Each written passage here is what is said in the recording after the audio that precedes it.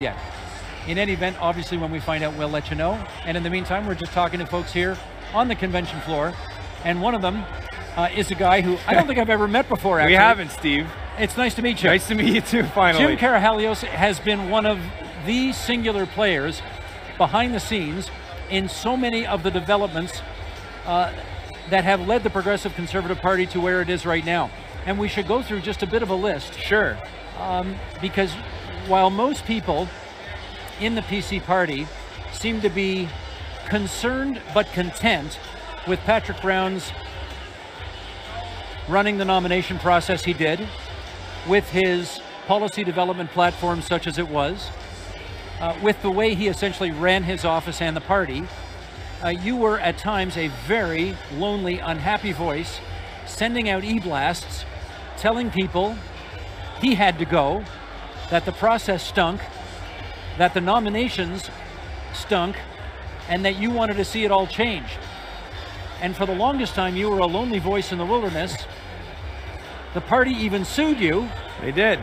And yet you seem to have won it all in the end. Well, tell us about it. Yeah, so I'd never called for Patrick's resignation, to clarify that. But it's interesting, here we are, a few months later. I've got a lot of supporters that have signed up to 2 campaigns. Axe the Carbon Tax, Take Back Our PC Party. And it's amazing to see here a leadership campaign that has been dominated by 2 questions, the carbon tax and the governance of the party. For a long time, everyone said it was okay. Now we have, and Patrick Brown said the grassroots were all for the carbon tax of this party.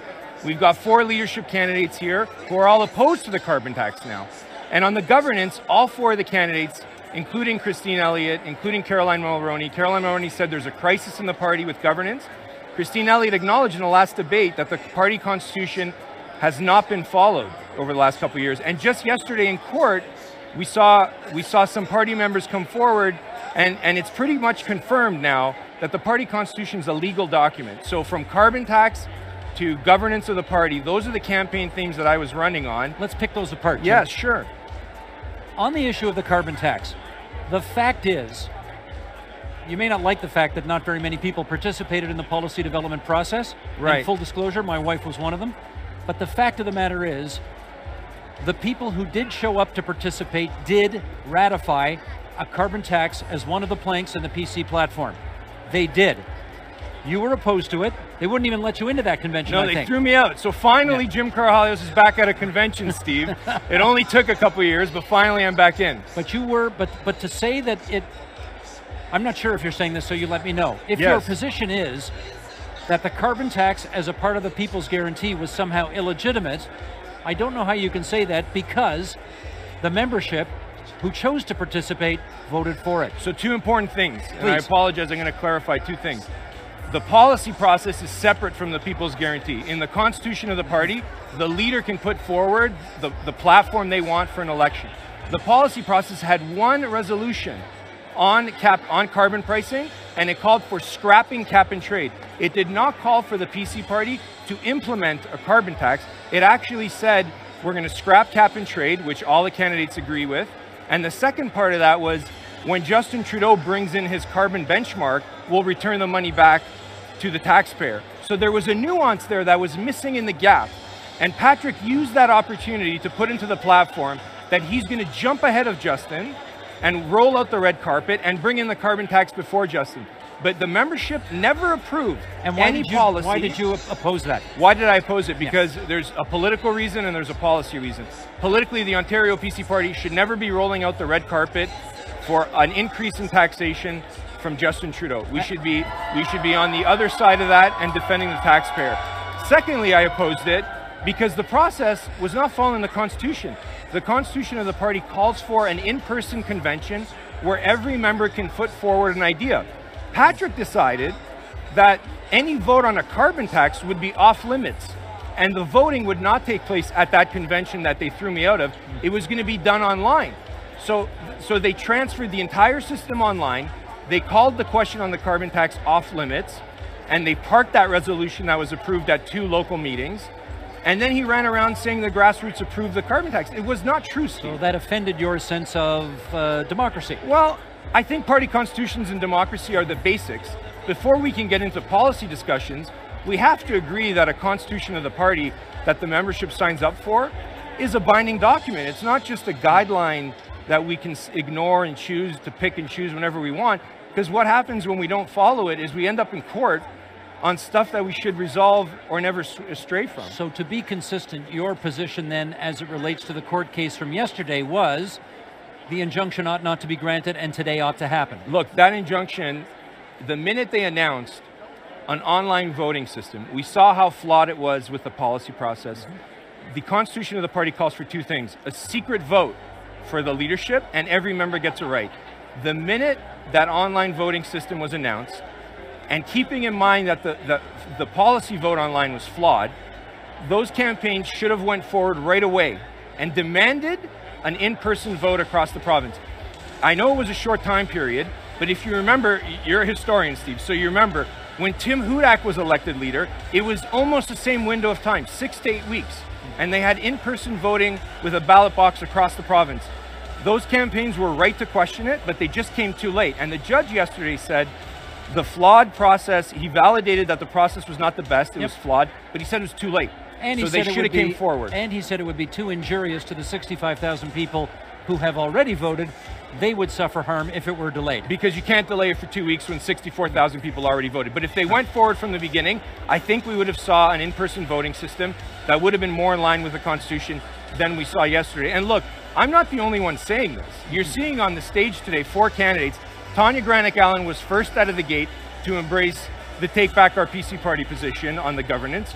Doug Ford, Christine Elliott were both first out of the gate to embrace the carbon tax, opposition to the carbon tax, and it served them very well. And we're going to see the results today. I think it's not going to be about who wins the leadership. It's going to be about who lost the leadership.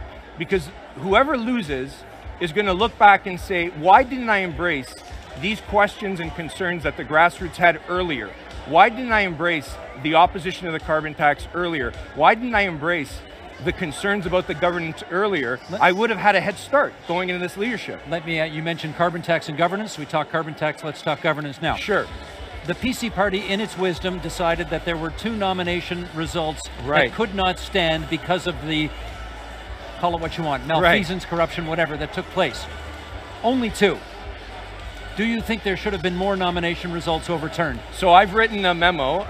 You probably got it. There's 8. I get all your stuff. I know. There's 8 on the list that I could see where public information's been on the web, where call it corruption, call it straying from the party constitution, call it whatever you want. There's serious questions. So the next leader, I think it's injurious to go into a next election when you have grassroots members of 8 ridings, if not more, that are questioning the legitimacy of the candidates in those ridings. Well, the Globe and Mail says it's a quarter of the nomination races. And that's a big number. I don't even have that much of a list. And they're taking seriously what I've been saying. I've only got 8, and that's only stuff that's been reported. If it's a quarter, that's seriously damaging. But do you think they should overturn the 8 nomination races that you feel are suspect? So my earlier position, what I was calling for is hear the appeals, because by the Constitution, you got to hear the appeals. But justice delayed is justice denied. And I think most of that evidence is gone now. So at the very least, the 8 that I know about should be overturned, reopen the nominations. If those candidates actually won in a fair race, they should have confidence that they're going to win again. But we can't go in an election, I think, with the prospects of winning hampered by 8 candidates that came out of a process that's questionable. Did you not seek a nomination in Cambridge yourself? No, I did not. Immediately after Patrick was elected leader, I thought about it for a year. I had a lot of grassroots support. Shortly within 8 months, I was trying to stomach the fact that Patrick was against the carbon tax. I was trying to influence the process by talking to him. And I could see that the governance part of the policy process was not going to go the way it's supposed to go in the Constitution. And I decided not to seek the nomination. That nomination's actually kicked off. It's going to be in the 24th. So I'm not running an election. Look, I made a decision. I'm not running in this next election. And now I'm beholden to the supporters of Axe the Carbon Tax and Take Back Our PC Party. That support is who I owe everything to. I'm not for sale. I'm not selling them out. And I have to see that through. So opposition to carbon tax and governance of the party, that's where I'm at right now. Jim, one last question. Sure. How did you mark your ballot today? So Steve, I'm not a member of the party, believe it or not. They settled my lawsuit, but the party executive has not reinstated me, so I didn't have to make that decision. But I'll tell you, I'm really happy that Tanya Granick-Allen embraced the Take Back Our PC Party message. I'm happy that Doug Ford embraced the anti-carbon tax message. I'm happy Christine Elliott and Caroline Mulroney acknowledged the same. So I feel like I'm a winner across the board, Steve, 100%. Gotcha. Thanks for stopping by our Steve, set. for having me. Appreciate Thanks. your time. Not at Okay. all. After getting all those emails from you over the years, I'm glad I finally get a chance to meet you. That's Jim Karahalios, who, as you heard, was considering a nomination run in Cambridge, ultimately decided not to. But when people say to me, what influence can one person have on the political process? You should read about Jim Karahalios, because that's one guy who frankly had a huge impact on nomination races being forced to be relooked at, on the carbon tax, which was a significant part, obviously, of the People's Guarantee under Patrick Brown, and which now is a dead letter as far as the PC party is concerned, at least going into the election. If they win the election and they need revenues to support their program, we'll see what they do. Wouldn't be completely beyond the pale to think that they might change their mind on that. But at the moment, the Axe the Tax campaign from Jim Karahalios, certainly at the end of the day, proved to be successful. He may not be a member of the PC party, but he at least was at this convention. Okay, I don't